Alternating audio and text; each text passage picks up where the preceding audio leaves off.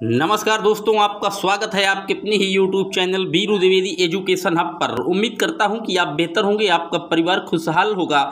Dear, आज हम बात करेंगे ईबीएस के एक प्रैक्टिस सेट की, जो कि आगे आने वाला यूपी टेट हो या सुपर टेट हो, यहाँ से क्वेश्चन आपको मिलेंगे। मैं आपको बता दूं, ईबीएस का ये थोड़ा हार्ड प्रैक्टिस सेट है डियर। इसमें आप 30 में 20 क्वेश्चन अगर सही करके दिखा देते हैं तो आपकी तैयारी एकदम बेस्ट है डियर। आइए शुरू करते हैं। जितने भी लोग चैनल पर पहली बार विजिट कर रहे हैं, चैनल को सब्सक्राइब करें, वीडियो को लाइक और शेयर करना ना भूलें डियर। तो शुरू करते हैं। पहला प्रश्न है, मृदा निर्माण में डैश डैश अपक्षय और ह्यूमस निर्माण की दर को प्रभावित करते हैं। मतलब पूछ रहा है कि मृदा के जो निर्माण में अपक्षय और ह्यूमस है वो कौन से इन चारों विकल्पों में से प्रभावित करते हैं। क्या वनस्पत जगत और प्राणी जगत प्रभावित करती है, क्या समय प्रभावित करता है, या जनक चट्टान, या जलवायु। तो इसमें जो एकदम सही करेक्ट आंसर बैठेगा डियर वो जलवायु बैठेगा, क्योंकि जलवायु ही इन सबको इफेक्टेड करती है डियर। डी ऑप्शन एकदम सही है। जलवायु हम उसे कहते हैं जो एक पर्टिकुलर स्थान में थोड़ा ज़्यादा दिनों तक रुकी रहती है डियर, तुरंत इसमें परिवर्तन नहीं होता। जलवायु में लंबे समय बाद परिवर्तन होता है, लेकिन अगर मौसम पूछ लिया जाए तो मौसम प्रतिक्षण बदलाव की ओर होता है। मौसम का कोई अपना जो है स्थिर जो है टाइम नहीं होता डियर। तो डी ऑप्शन एकदम करेक्ट है। बात करते हैं अपने अगले प्रश्न की। मृदा का लवणीकरण किस कारण होता है। यानी कि पूछ रहा है कि जो मिट्टी है उसमें जो क्षारीयपन है, यानी कि जो लवणीकरण है, वो किस कारण होता है। तो मृदा का जो लवणीकरण है डियर वो होता है अधिक सिंचाई से। जब आप ज़्यादा सिंचाई करते रहेंगे बार बार उस खेत की, तो वो कहीं ना कहीं अत्यधिक लवणीकरण कहलाती है डियर। सी ऑप्शन एकदम करेक्ट है। बात करते हैं अपने अगले प्रश्न की। मृदा की लवणता मापी जाती है क्या चालकता मापी से, आर्द्रता मापी से, या साइक्रोमीटर से, या वृद्धि मापी से। तो जो मृदा की लवणता है ये मापी जाती है चालकता मापी से। ए ऑप्शन एकदम सही है। चलते हैं अपने अगले प्रश्न की ओर। निम्नलिखित राज्यों में से किसमें भारत की सबसे बड़ी अंतर्देशीय लवणीय आर्द्र भूमि है। गुजरात, हरियाणा, मध्य प्रदेश, या राजस्थान। तो जो हमारा भारत की सबसे बड़ी अंतर्देशीय लवणीय आर्द्र भूमि है वो पाई जाती है राजस्थान में डियर। तो डी ऑप्शन एकदम करेक्ट है, याद रखिएगा। चलते हैं अपने अगले प्रश्न की ओर।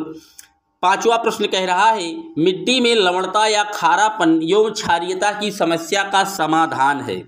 खेतों में जिप्सम का उपयोग करके, शुष्क कृषि विधि से, वृक्षारोपण से, या समोच्च रेखाओं के अनुसार कृषि से हम मिट्टी की लवणता एवं खारापन तथा क्षारीयता की समस्या का समाधान कैसे कर सकते हैं।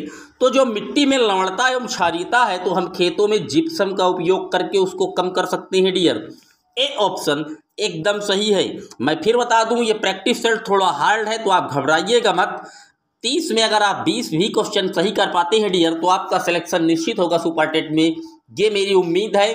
प्रैक्टिस सेट थोड़ा हार्ड है, आप घबराइए नहीं, धीरे धीरे करते हैं। बात करते हैं अपने अगले प्रश्न की। तेजाबी मिट्टी को कृषि योग्य बनाने हेतु निम्नलिखित में से किसका उपयोग किया जा सकता है।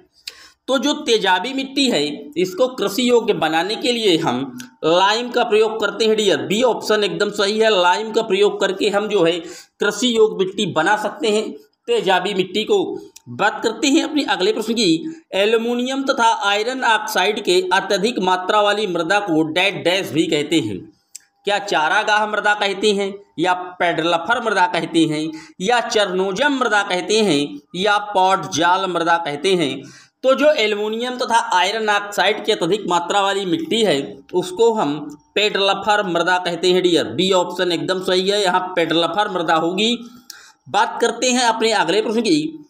प्रचुर कैल्शियम वाली मृदा को क्या कहा जाता है। जिस मिट्टी में कैल्शियम की मात्रा अत्यधिक होती है उस मिट्टी को हम क्या कहते हैं। तो उस मिट्टी को हम कह देते हैं पेडोकल। ए ऑप्शन एकदम सही है। पेडोकल कहते हैं उस मिट्टी को जिसमें कैल्शियम अत्यधिक मात्रा में पाया जाता है। बात करते हैं अपने अगले प्रश्न की। भारतीय मृदाओं में जिस सूक्ष्म तत्व की सर्वाधिक कमी है वो कौन सा तत्व है। क्या लोहा की कमी है, तांबा की, या मैग्नीज की, या जस्ता की। तो डियर जो भारतीय मृदा है इसमें जो सूक्ष्म तत्व है की कमी है वो है जस्ता। जस्ता की कमी है डियर।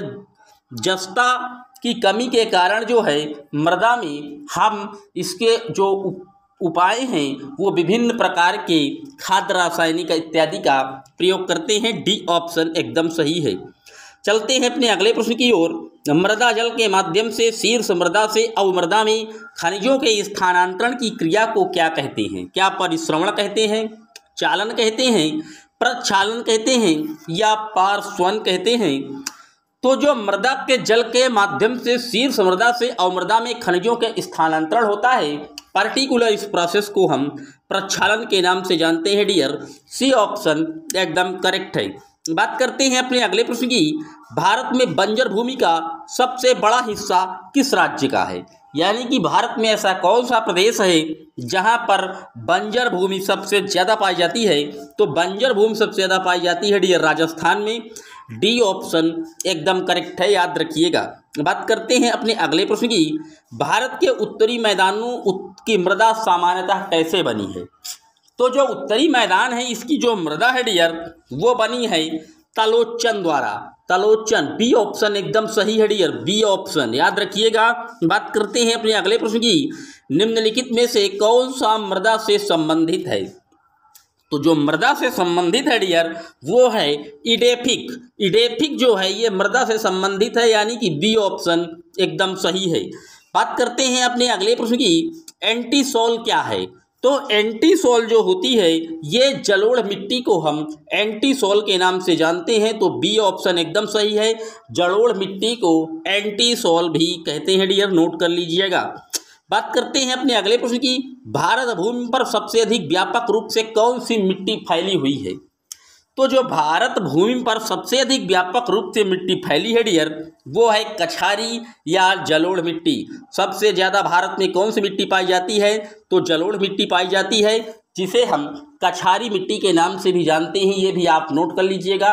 भारत में कुल 8 प्रकार की मिट्टी पाई जाती है, ये भी आप अपने दिमाग में बैठा लीजिएगा। चलते हैं अपने अगले प्रश्न की ओर। भारत में सबसे अधिक उपजाऊ मृदा कौन सी है? तो जो भारत है इसमें जो सबसे अधिक उपजाऊ मृदा है वो भी कौन सी है? कछारी या जलोढ़ मृदा है, जो कि सबसे ज़्यादा भारत में मिट्टी भी पाई जाती है।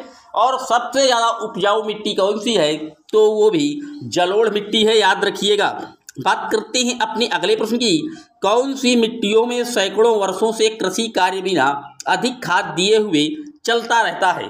मतलब ऐसी कौन सी मिट्टी है जिसमें सैकड़ों वर्षों से कृषि कार्य नहीं किया गया लेकिन अधिक खाद दिए अगर देते हैं तो चलता रहता है डियर? तो ये बात कर रहा है काली और कछारी और जलोढ़ मिट्टियों की, यानी कि इसका जो सही ऑप्शन है वो सी ऑप्शन एकदम सही है। बात करते हैं अपने अगले प्रश्न की। निम्नलिखित में से वह फसल कौन सी है जो जलोढ़ मिट्टी में उगती है जिसके लिए प्रचुर मात्रा में पानी की आवश्यकता होती है? तो वो जो फसल है जलोढ़ मिट्टी में भी उगती है और प्रचुर मात्रा में पानी की आवश्यकता होती है डियर, तो वो है चावल। आपको पता है धान या चावल के लिए हमें प्रचुर मात्रा में पानी की आवश्यकता होती है डियर, तो सी ऑप्शन एकदम करेक्ट है, नोट कर लीजिएगा, सी एकदम सही है। बात करते हैं अगले प्रश्न की। धान की खेती के लिए सर्वाधिक आदर्श मृदा कौन सी है? तो जो धान की खेती है अभी बता चुके हैं जलोढ़ मिट्टी, तो सी ऑप्शन एकदम सही है। बात करते हैं अपने अगले प्रश्न की। गंगा की जलोढ़ मृदा की गहराई भूमि सतह के नीचे लगभग कितनी है? तो जो भूमि सतह के नीचे है गंगा की जलोढ़ मृदा की गहराई वो लगभग 6000 मीटर तक होती है डियर। 6000 आप देख रहे हैं बी ऑप्शन में लिखा हुआ है, तो बी ऑप्शन एकदम सही है। बात करते हैं अपने अगले प्रश्न की। गंगा के मैदानों की जो कछारी मिट्टी है वो क्या कहलाती है? तो गंगा के जो कछारी मिट्टी है डियर वो कहलाती है बांगर मिट्टी। बांगर मिट्टी आप याद रखिएगा। बांगर जो है गंगा के मैदानों की पुरानी कछारी या जलोढ़ मिट्टी को हम बांगर मिट्टी के नाम से भी जानते हैं। बात करते हैं अपने अगले प्रश्न की। गंगा घाटी में बांगर मिट्टी पाई जाती है, तो जो गंगा घाटी है इसमें जो बांगर मिट्टी पाई जाती है ये पाई जाती है बाढ़ की वर्तमान सीमाओं से ऊपर, यानी कि सी ऑप्शन एकदम सही है। बात करते हैं अपने अगले प्रश्न की। भारत का उत्तरी मैदान डैश डैश से बना है, तो जो भारत का उत्तरी मैदान है डियर ये बना है जलोढ़ मृदा से। उत्तरी मैदान किस मिट्टी का बना है? तो ये बना है जलोढ़ मृदा से नोट रखिएगा, सी ऑप्शन एकदम सही है। आज हम एक तरीके से पूरे मिट्टी का क्लीन स्वीप वीडियो बना रहे हैं डियर। बात करते हैं अपने अगले प्रश्न की। हिमालय की तलहटी में जलोढ़ पंखों को क्या कहा जाता है? तो जलोढ़ पंख जो हिमालय की तलहटी में हैं उन्हें हम भाबर के नाम से जानते हैं। हिमालय की जो तराई एरिया उसे भाबर नहीं कहते डियर, तो वही भाबर है। डी ऑप्शन एकदम सही है। बात करते हैं अपने अगले प्रश्न की। किसी शुष्क प्रदेश में बृहत सारे जलोढ़ शंकुओं के सम्मिलित होने से बना जो निक्षेपण लक्षण है वो क्या कहलाता है? तो जो निक्षेपण लक्षण है वो हम बालसोन के नाम से जानते हैं, उसे बालसोन। ए ऑप्शन एकदम सही है। चलते हैं अपने अगले प्रश्न की ओर। भारत की निम्नलिखित मृदाओं में से कौन सी बेसाल्ट लावा के अपक्षय के कारण निर्मित हुई है? तो जो बेसाल्ट लावा के अपक्षय के कारण निर्मित होती है डियर, उसे हम रेगुर मिट्टी कहते हैं। रेगुर मिट्टी को हम काली मिट्टी भी कहते हैं, इसको हम चरनोजम मिट्टी भी कहते हैं डियर। इसके अन्य नाम है ये चरनोजम, रेगुर, काली, याद रखिएगा। चलते हैं अपने अगले प्रश्न की। ये आ गया वही प्रश्न, काली मिट्टी को और किस नाम से जानते हैं? अभी मैं आपको बताया हूं कि रेगुर मिट्टी इसी को कह देते हैं, तो काली मिट्टी को रेगुर मिट्टी कहते हैं, चरनोजम भी कहते हैं। तो डी ऑप्शन एकदम सही है।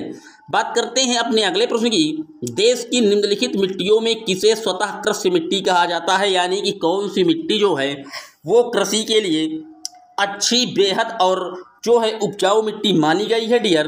तो जो देश की मिट्टियों में स्वतः कृषि मिट्टी है वो काली मिट्टी को कहा गया है। इसी स्वतः कृषि मिट्टी में हम कपास की खेती का सबसे अच्छा जो है यूज करते हैं डियर, याद रखिएगा। और काली मिट्टी सबसे ज़्यादा महाराष्ट्र में पाई जाती है, ये भी आप साथ ही साथ नोट कर लीजिएगा। रेगुर मिट्टी सबसे ज़्यादा है, तो रेगुर यानी कि काली मिट्टी सबसे ज़्यादा कहाँ है? अभी आपको बता दिया हूँ पहले ही प्रश्न में कि ये सबसे ज़्यादा महाराष्ट्र में पाई जाती है। तो बी ऑप्शन एकदम सही है। बात करते हैं आज के अगले और अंतिम प्रश्न की, क्योंकि आप इस टॉपिक से थक गए होंगे, नीरस टॉपिक हो गया होगा आपको लगातार मिट्टी से प्रश्न नहीं, तो इसको हम 30 प्रश्नों पर ही रोक देते हैं डियर, वरना मैं इसको लगभग 100 प्रश्न करा देता आपको। तो आइए बात करते हैं आज के अपने अंतिम प्रश्न की ओर। रेगुर या मृदा या काली मिट्टी किसकी कृषि के लिए सर्वाधिक उपयुक्त है? अभी आपको बता चुका हूं कि इसे हम कपास की खेती के लिए सबसे बेस्ट मानते हैं। इसे हम कपासी मिट्टी या चरनोजम मिट्टी या काली मिट्टी के नाम से भी जानते हैं डियर। तो ये था आज का मिट्टी से रिलेटेड एक बेहतरीन टॉपिक जिसमें हमने मिट्टी का क्लीन स्वीप किया डियर। मैं इस वीडियो को 2-4 दिन के बाद आपको 30 से आगे प्रश्न और कराऊंगा। आप आज उब गए होंगे एक ही टॉपिक से, इसलिए दोस्त आज बस इतना ही। मिलेंगे जल्द ही आपसे एक और वीडियो में। तब तक के लिए आप चैनल को सब्सक्राइब करें, वीडियो को लाइक और शेयर करना ना भूलें। जल्द ही मिलेंगे आपसे एक और वीडियो में। तब तक के लिए जय Hind. Thanks for watching my video.